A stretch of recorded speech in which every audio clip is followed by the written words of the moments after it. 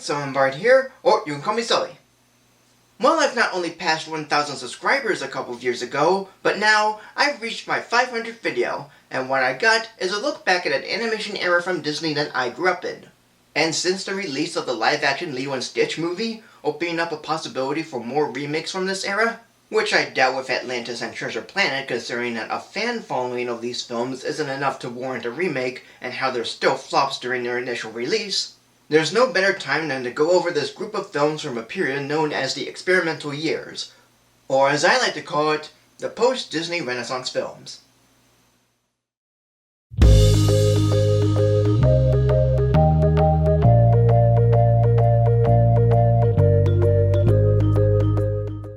Now, I'm going to do what I did when I reviewed the Disney live-action remakes, by going over my thoughts on these films and giving a rating, and without going over their plot. Plus, I won't just be showing the posters, as I'll be showing other images from these films as well. And while the era began with Fantasia 2000 and ended with Bolt, I'm going to start off after Fantasia 2000, since I already reviewed that film, and stop before Bolt, since I already reviewed that film as well. So, with that out of the way, let's get started. The first film, Dinosaur, also known as Disney's Dinosaur, released on May 19, 2000 from directors Ralph Zandai and Eric Langton, is kind of a fun flick that has a cast of neat characters, a simple if typical dinosaur premise like in The Land Before Time, and pretty good animation and effects, even for the time. Though in some cases the texturing of the skin and fur isn't perfect or fully rendered enough when shown in daylight, yet at other times it's nearly flawless. The blending of 3D characters and live-action backgrounds is unique and even ahead of time before Walking with Dinosaurs, and there's even some neat practical and miniature effects for some scenes like the asteroid and the opening, which is my favorite moment of the whole movie, with having no dialogue and presenting such epic music from James Newton Howard. And the rest of his score is just as big. Plus there's a couple of tear-jerking moments for me, and while the humor rarely got a laugh from me, it wasn't too bad. So I don't really have as many problems with this film except for some dated effects and a few facial expressions on Aladar that bugged me, usually when showing his teeth. And while some of the characters could have been a bit more developed like Crone and the misfit dinosaurs Bailey, Emma, and Earl, they're at least simple enough. And overall, for Disney's first film to use CGI characters that aren't from Pixar and to be an ambitious presentation for the effects, it's all pretty neat for those exact effects, and its simple story, characters, and epic music. 2.5 plus Mickeys. The second film, The Emperor's New Groove, released on December 15, 2000 from director Mark Dindal, is one I did enjoy as a kid, and I thought it was pretty funny with some silly and outrageous moments and fun characters. But nowadays, my feeling towards it waned a little, as while I still laughed at some things from Kronk himself to the cartoony antics and visuals and to some dialogue, it did feel rather rushed for a film of this nature as a comedy adventure. There's still aspects I still like about it, with not just the humor, but also the fun characters, the great designs, the memorable quotes, the fun cast of actors like David Spade, John Goodman, Eartha Kitt, and Patrick Warburton, the nice poses and expressions, and of it being a silly cartoon rather than a straightforward animated flick, complete with cartoon sound effects and fourth wall humor. So while I might have grown out of it somewhat, I still appreciate the film more than love it for the humor I still enjoy, the characters, the animation, and the silly cartoony nature it offers. 2.5 plus or 3 Mickeys.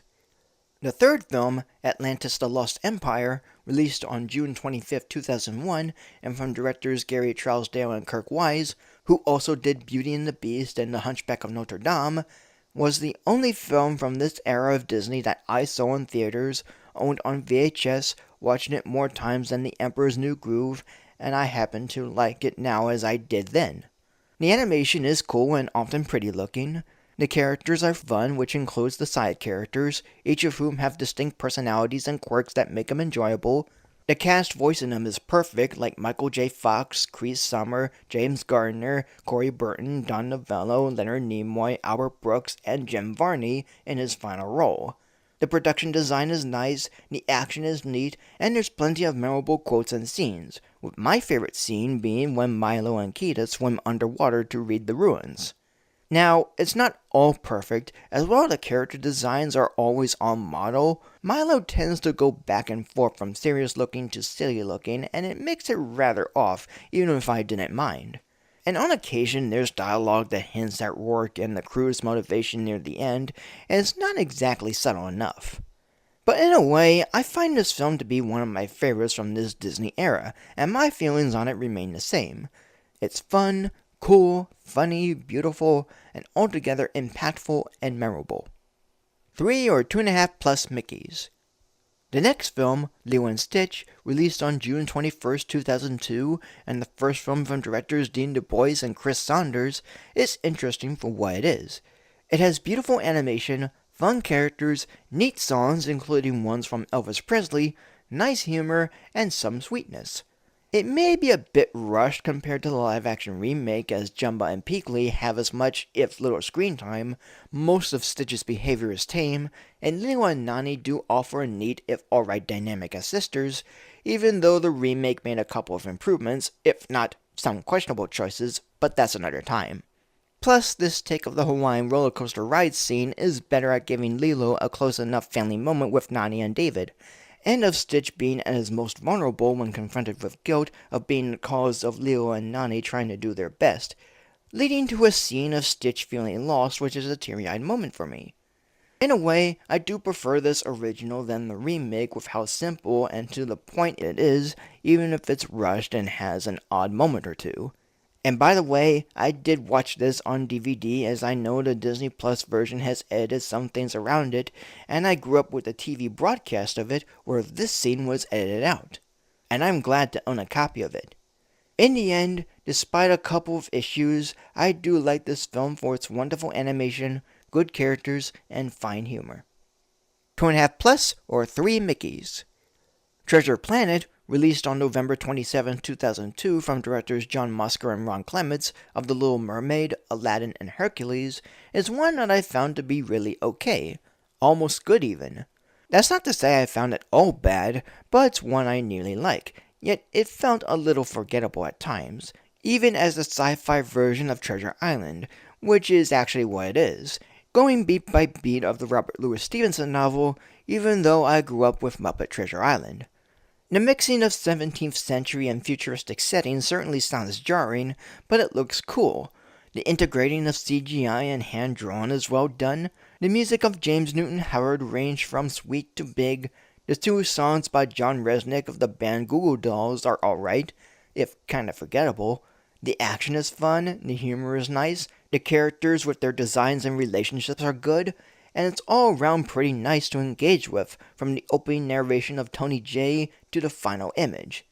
And overall, it's not too bad, but at times it could have been more, especially when some of the characters could have had better personalities, like Captain Amelia and Ben. Plus, once again, it's kind of forgettable to me than the director's past films and their later ones.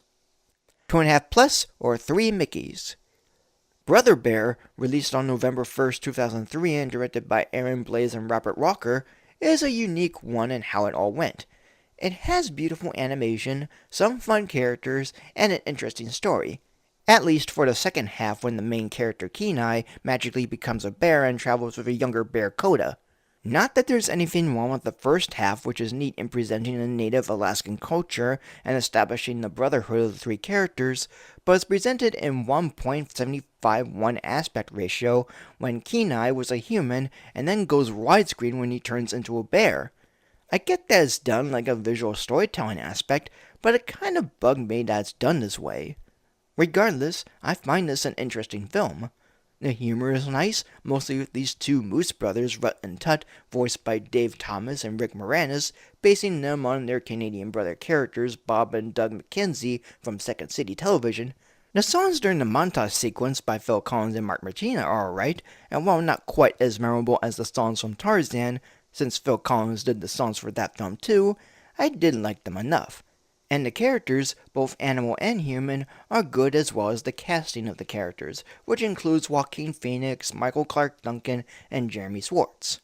And again, the animation is lovely to see.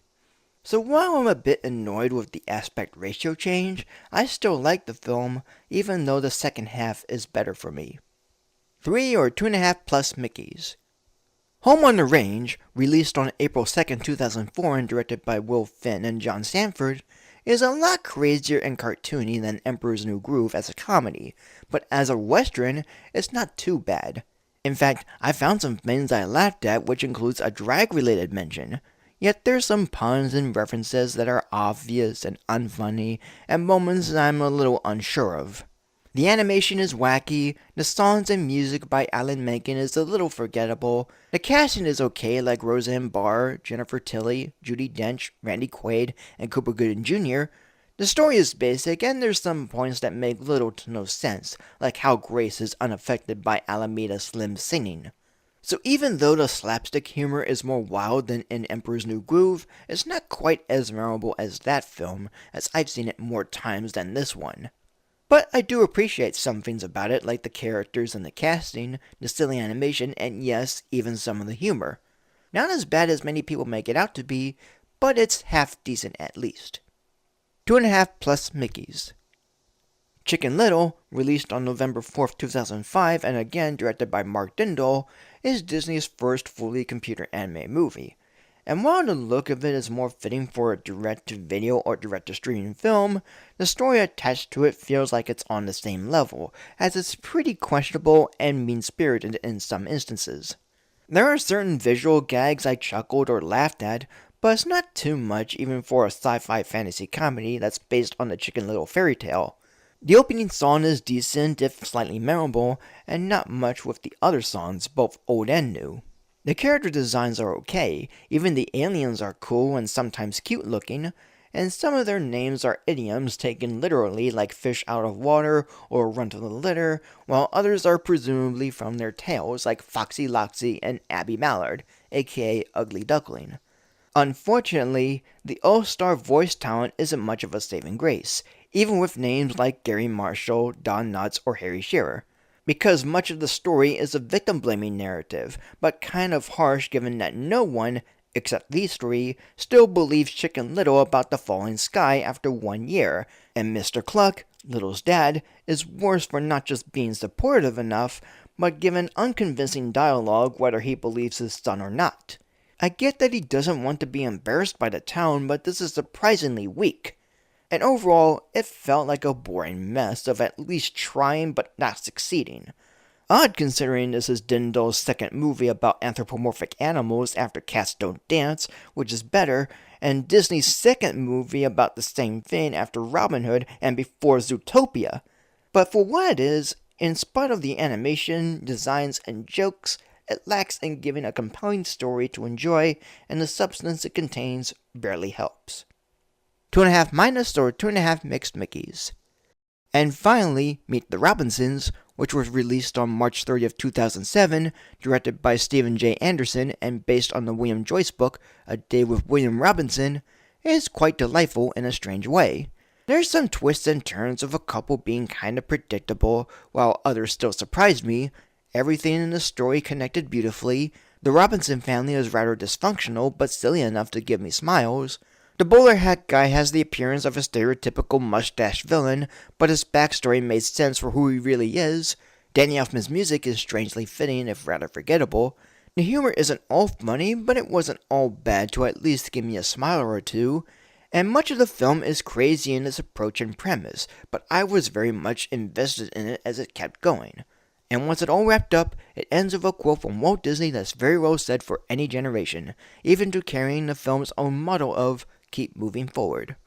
And overall, I certainly like it for all its silliness and its plot, which all came together perfectly in both obvious ways and in surprising ways. 3 Mickeys. And here is my ranking of these films. And that is all for this 500th episode. So thank you for joining me, like, comment, subscribe, and I'll see you soon in the next video.